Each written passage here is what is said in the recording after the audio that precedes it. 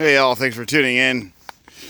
Just going through my little review of my 2019 FLX Trail.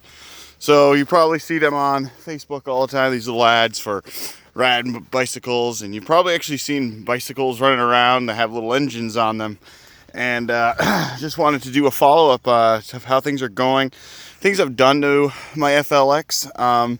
And the perks that I've found so far, and some of the things that are drawbacks, just to kind of give an open opinion on everything. So first off, I did do some trail riding with this bike, light trail stuff, very much out of my element, and went down, and the bike held up pretty good. So all in all, it will do trail things well. It's just a very heavy bike, so I would think you'd want something a little bit less heavy for your trail riding. But I usually do this on back roads here. This is a typical Vermont road. This is paved. I'm going to follow this road up into the dirt, and I'll go into some dirt roads, and that's where this bike really shines. It's really just a good all-around rural bike, just for being able to go off into the dirt roads and the back roads, and it just does the job pretty well. One thing I do recommend, and I did, was I installed these fenders on. You can buy the fenders from FLX, and they're pretty pricey. I got this set for like $15 from Amazon. They're universal. They're a little bit bigger than what comes with the FLX if you were to buy the touring package. So I find that these worked really good, and definitely keeping the salt and the sand and the rain out of my eyes. So when I was getting stuck in the rain, I also upgraded the seat. The stock seat is pretty much you want to die. So I got this basically an exercise machine seat. I know someone's gonna say that's pretty ridiculous, but I'm gonna tell you it's really comfortable, and it really lets me sit on the bike for a lot longer. The longest ride I've been on this so far is about 35 miles, and I still had some battery left over. I find that I usually am on power assist level 1 more often than not. If I go into some of the trails and stuff, or if I need a little more power on demand, if I need to up my wattage output, I will put it up to level 5. This bike's been pretty reliable. As of recent, I've been having throttle issues, and it's just all diagnostics. Basically, I didn't buy this bike with a throttle. Came with an optional thumb throttle for an extra $50.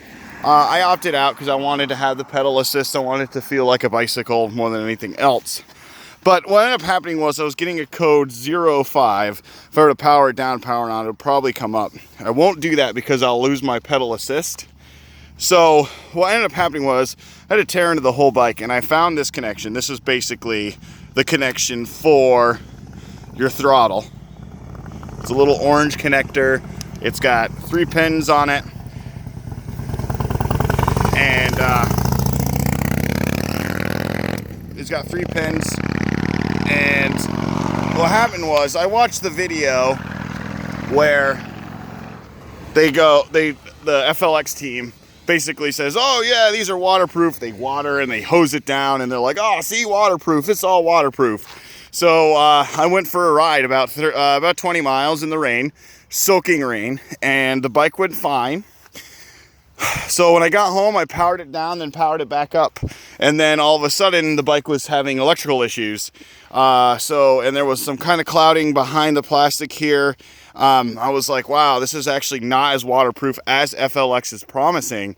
So I was a little set back when the code 05 came up, and I lost all my pedal assist, and it took me about a week to sort it out. I just actually had to take everything apart. Took the battery out to find this harness that's up inside the down tube here. So there's a little water jacket. It's not really actually a jacket at all. It doesn't do anything. And what was happening was I didn't have these fenders on. Water was just getting up, and it was building up inside the down tube. Everything was soaked. I had to dry it all out, and basically this plug became compromised. And I think there's something wrong with the controller now, because it will not fire up until I fault out the connector now. So I'll start the bike up after I ride it. Like, I'll go for a ride today and it'll work great. And then I'll turn it off, charge it, turn it on, and it'll fault out saying code 05, which means lack throttle response, which locks the whole system out. So what I do is I will just take a little teeny screwdriver and I will touch all these pins. You'll get a code 30 or code 03, which means sporadic throttle engagement. And at that point, the controller will disengage the throttle, and then I have pedal assist back. So I would love to say I got that information from FLX, but I have had radio silence from FLX.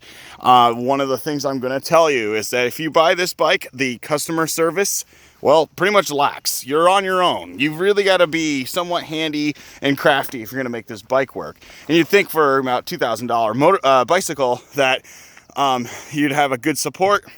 Really not so much. It seems like they're more involved with doing, crazy videos to try to promote the bike as an all-weather machine, where it really just doesn't seem to be. So, I mean, it worked great, and it still works after I dried it out. So, we'll see what happens. I did actually order a throttle, just because I'm going to, instead of having to short this out, if I actually have a throttle on, I'm going to see if I could just modulate the throttle, and I'll see if that'll bring it back. Which, I didn't really want to have a throttle on this bike, but I guess I'm going to have a throttle. Other than that, though, I'd have to say I'm pretty happy with the bicycle. I think the next big upgrade I'm going to be doing is tires. I'm going to keep going with a more street-centric tire. This tire is pretty good. It has good rolling resistance, but it definitely makes a lot of noise, especially when I'm going up hills and, having to maintain my cadence. I can definitely feel the tires fighting me, just because they aren't smooth. Like, they have a knob to it. It's kind of nice and assuring in the dirt, but then again, on a dirt road, you don't really need that beefy of a tire anyway. So I think I'm going to go with a little more of a commuter tire. I'm not really sure which one yet. I've got a couple of them. I'm really like the Grand Prix Continental Grand Prix 4Ks, 4 Seasons, I'm sorry. And I think I might be running those just because it makes I think it's like a road race tire technically, but all weather tire. And I just want to change it up and get something a little less rolling resistant. So maybe I can get like maybe another 5-10 miles out of my range. All in all, I gotta say I'm pretty happy with it, despite the random electrical issues. And I'm not proficient with electric bicycles, so I'm really on the learning curve, which has been fun and great because, it's fun to, do something different, learn with something new, other than a motorcycle. So, put this back on. If it fits. Yeah, it's just so chintzy. So, we'll see. And I just kind of keep that out because when I have to reset it, I have to reset like that. So all in all, I got to say I'm pretty impressed with the little Duff. It's been good, and there's plenty of power on tap, and there's a lot of range. The battery is not very good in the cold, but now that it's, consistently in the 50s and 60s now in Vermont, and the battery has been lasting a pretty long while. I'm at 85% range, 85% battery, and I got 35 miles, so I'll probably get closer to 40 if I keep pushing it. So I'm gonna just end this with saying, if you're on the market for an e-bike, definitely try to save your pennies up, and I would recommend getting a Yamaha or getting something that's got a little bit better customer support. Get it from a bike shop, don't order online. I'm happy with my FLX. I keep it up and going because I'm mechanically inclined. If you know nothing about electronics or you know nothing about how anything mechanically works, I would not recommend getting this brand unless you're only going to be commuting in fair weather and never going to see rain. But, if you're going to commute on this thing, you're going to see rain. It just happens. And despite what FLX is saying, I could tell you after that soaking rain I rode in, this bike is not waterproof. Water seeps in and it really does mess with stuff. So just keep that in mind. All in all, that's me signing off. I'm going to give another update. I'm at about 200 miles right now, so maybe if I get close to 500 miles, I'll do another update. Hopefully I don't have any more downtime on this bike, because it just keeps, you know, it was down for over a week when the throttle broke. The throttle sender for the controller looking for the throttle was messed up. It took me about a week to diagnose and fix. So now that I know how to fix it, I should be okay. But it really just, what a bummer. Like, it's just been one of those things with this bike, you know, between the battery being too cold and now that it's perfect out, and then riding it after watching the FLX videos, saying that these things are waterproof, and finding out that they're really not. I gotta say that, you know, I'm happy with it, but I will never buy another FLX again. I recommend anyone who is looking at getting an FLX, if you are looking at a Bafang system, you can get Bafang centric bikes for about, you know, 60% of the cost, 70% of the cost of the FLX. It's basically the same bike with different badging. And then at that point, you're going to have about the same customer support. I think I'd probably get a little better, more customer support if I was West Coast, but, you know, I'm on East Coast, so, you know, like I said, there's not much for help. Anyways, that's all I got to say. If you guys are out there, if you're on your motorcycles, you know, enjoy the motorcycle riding. I'm going to go home. I'm going to finish my ride up and then maybe blast on the Bonneville. If you're out biking, be safe out there. Like I said, these jack wagons don't see you on the bicycle as well as they do on the motorcycle. So be careful, but enjoy yourselves. So thanks for tuning in. Have a great day.